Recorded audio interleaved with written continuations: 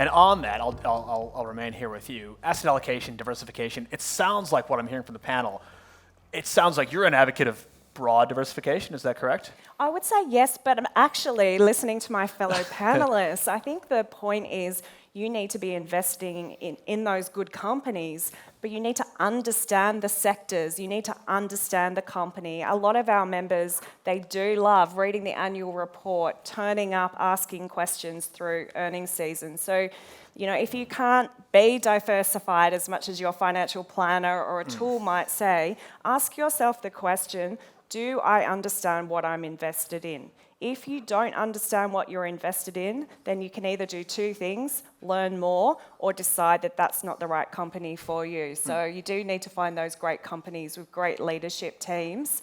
But yeah, you need to be across it. Yeah.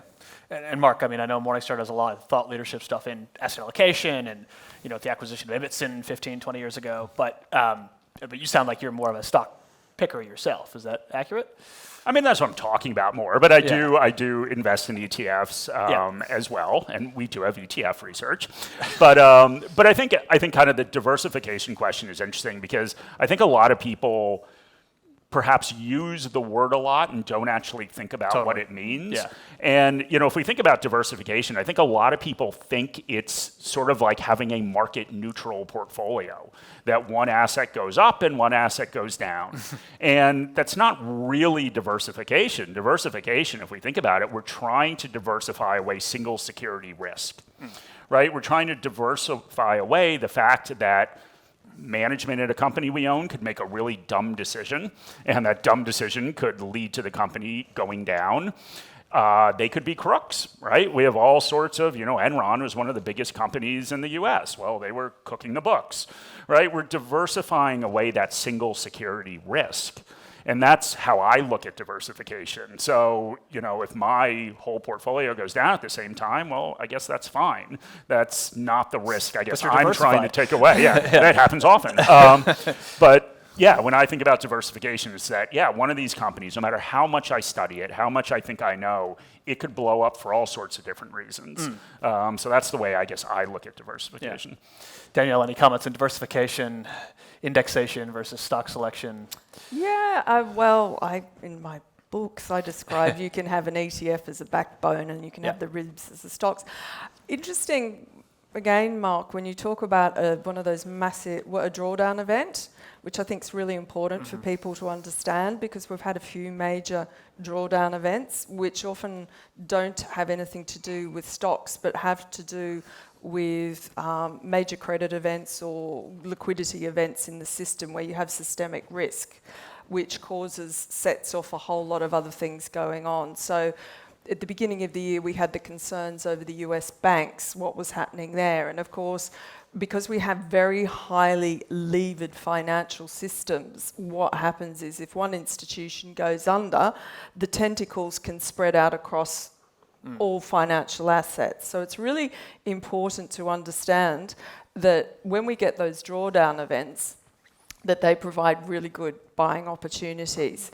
But if you are trying to diversify away from a liquidity event like that, you have to have non-correlated assets. So non-correlated assets would be things like alternatives, hedge funds, or let's say investing in agri funds or something of that nature.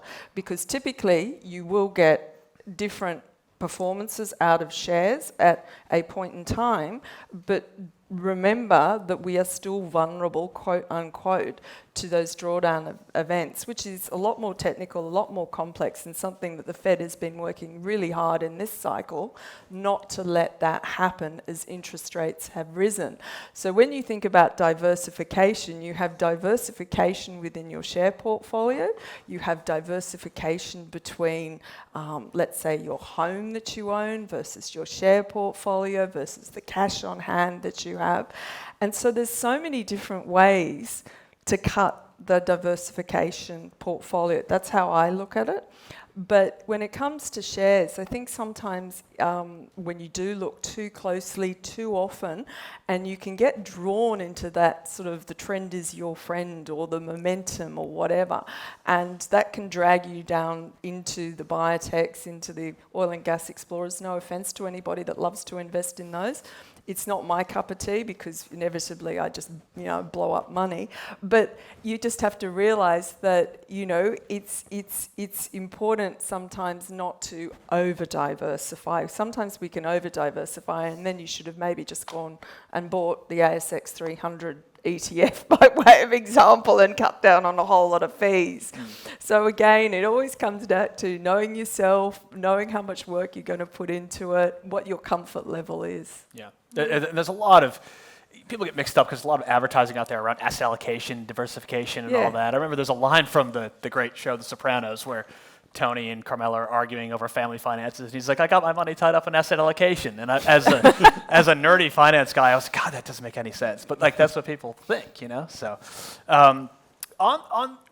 what strikes me as a very important point, though, when it does come to, shall we say, academic asset allocation, though, is drawdown, meaning in retirement. So as we move as a society from this accumulation phase, largely because of the boomers and kind of nearing the retirement age, and then all of these kind of growth assets ought to be, arguably, turning into defensive and yield-producing assets. That's quite interesting. And I guess, I don't know, I just wanted to kind of tease out some thoughts on risk in retirement. I don't know if you have any thoughts on that, Rachel. It's a big topic, but I feel like we're wholly unprepared as a society, at least from the stuff that I consume. And that may be an echo chamber of my own, but I find it fascinating as people live longer, especially. Yeah, I think there's one thing there is we don't know how long we're going to live for. So you have your goal of how much you need, and we live longer than we expect in general. Also find that in retirement, people aren't spending all of their money. So there's quite a bit sitting there often. Not everyone's in that situation, but there is that when you look at it overall.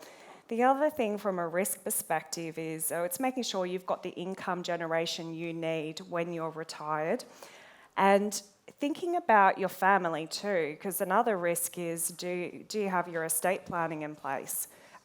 What will happen to those funds? So you need enough to live on, you need enough for your goals, and there's a lot of really great calculators out there about how much you need in retirement, or you may know that from your own experience because you do want to have that holiday every year or every 2 years. So making sure you've got enough there.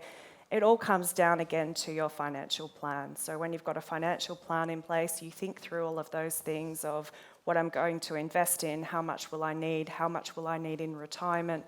But on general, a lot of people don't spend the money that they have there, and really just protect your assets because that's risk. So think about your assets, think about your family and what that means. And I'll just do a tiny plug. We do have an estate planning course, $55 on our website, and it is part of a package if anyone becomes a member. Yeah, fantastic. Mark, what about from Morningstar's point of view? I mean, again, you guys do a lot of work on asset allocation.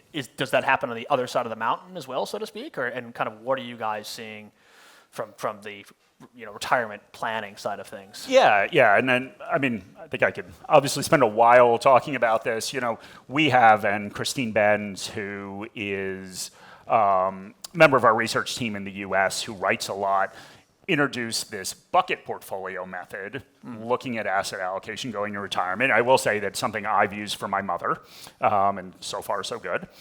And really it looks at, okay, what are the kind of twin risks that you face? And we talked a little bit about them, so it's obviously sequencing risk, so the worry that the order of returns actually matters. It's retiring into a bear market, retiring into a situation where your portfolio is not doing well, so that's where volatility does really impact you. And then, of course, it's longevity risk, and Rachel, you mentioned it, that, of course, none of us know how long we're going to live. And it makes it very hard to plan anything when you don't know the end date. I think that that's really what Christine is trying to tackle with this bucket portfolio, and making sure that hopefully you have a way to not sell down assets when you don't want to, and that's when they've gone down. But I think from a society standpoint, what's the biggest risk is for most people is that they're not going to save enough. And I think a lot of that comes from people don't think about retirement at all.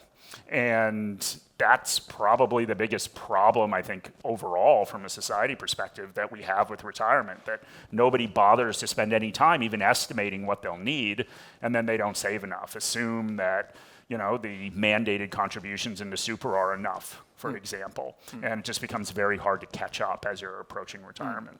Danielle, you mentioned you were perhaps a bit more conservative as an investor. And so do you have that in mind then, kind of that capital preservation and then what you can do with it on the downside in retirement? Is that sort of built into your initial evaluation process? Yeah, it's slightly impacted by the fact that I had to kind of quit working while I raised my son. So that's why I was very defensive of my savings that I've built up. Now that I, thankfully, for now, have a career again, which is very exciting, my risk profile might change a little bit. I'm going to say something really controversial. I think retirement is a risk. I have met really an amazing 90-year-old that you all probably have heard of, Noel Whittaker, last week when I did a presentation, we were in conversation. And it's so amazing. He's writing a book on retirement, but he is so not near retirement. He is the most active man. And it reminded me of Charlie Munger and Warren Buffett.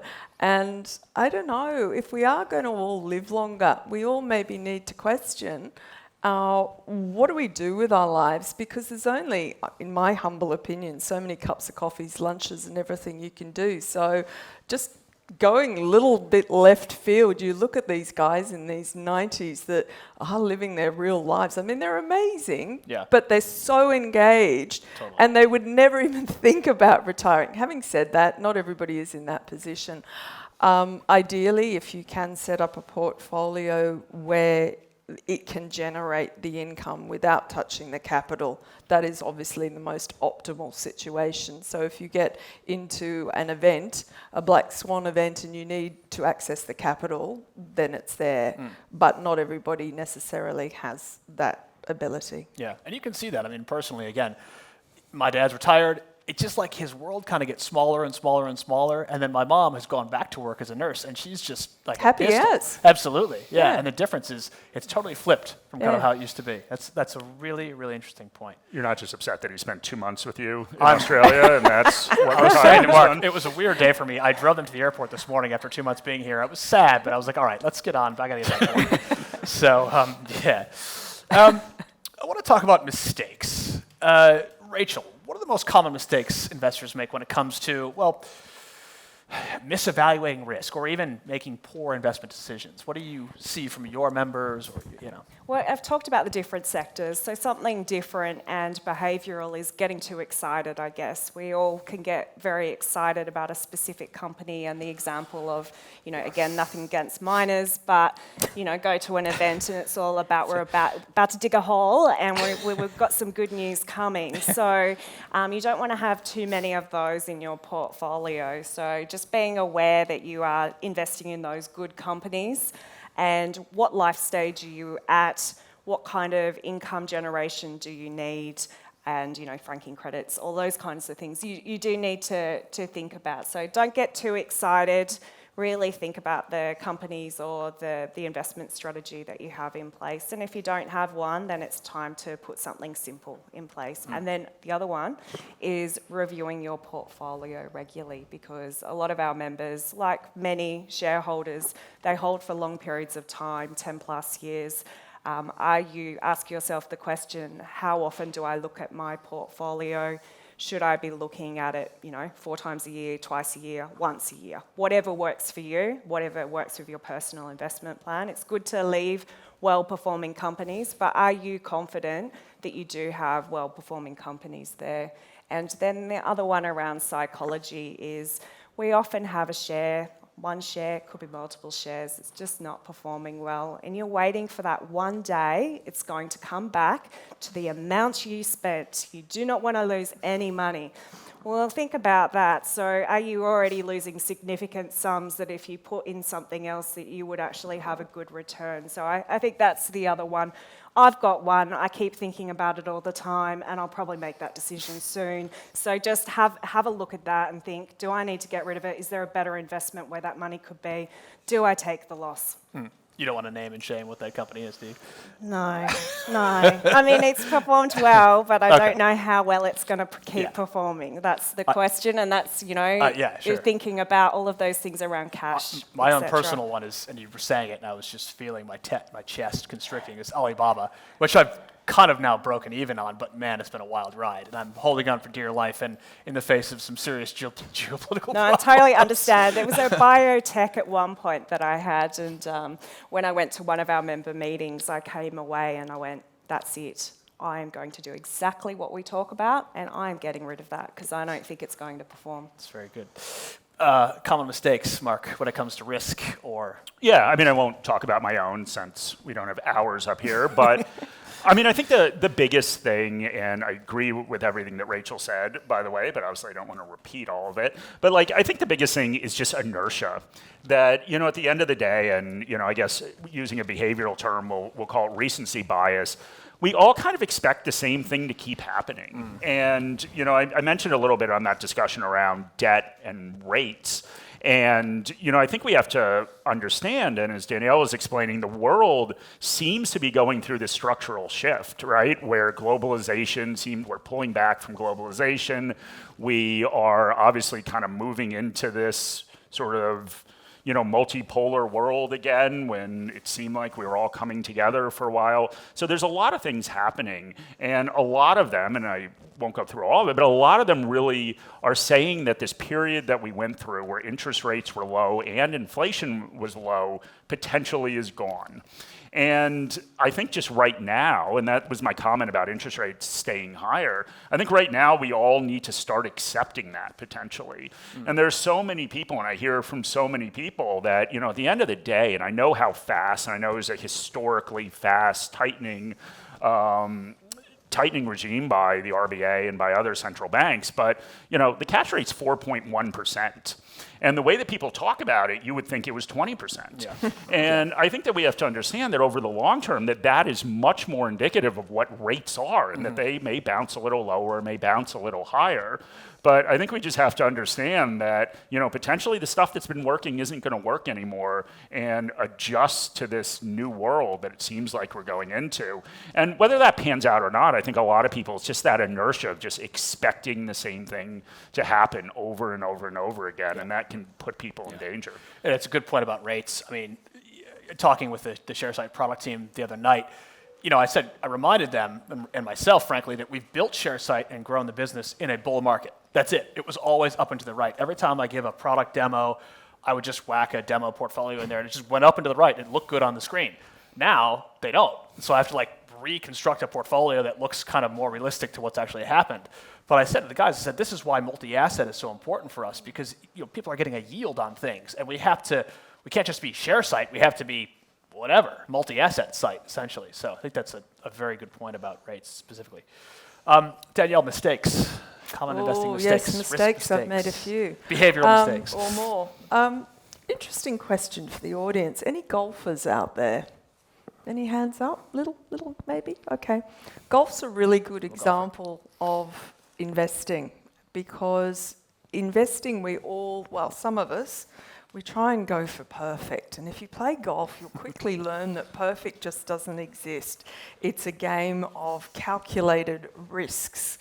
And when I first went to London and I joined an institutional broker, the name was Macintosh, you might remember it, Macintosh Hampson Horgavet, and I was replacing a lady, and the first thing she said to me was, Danny, don't expect to get more than 50% of your recommendations correct.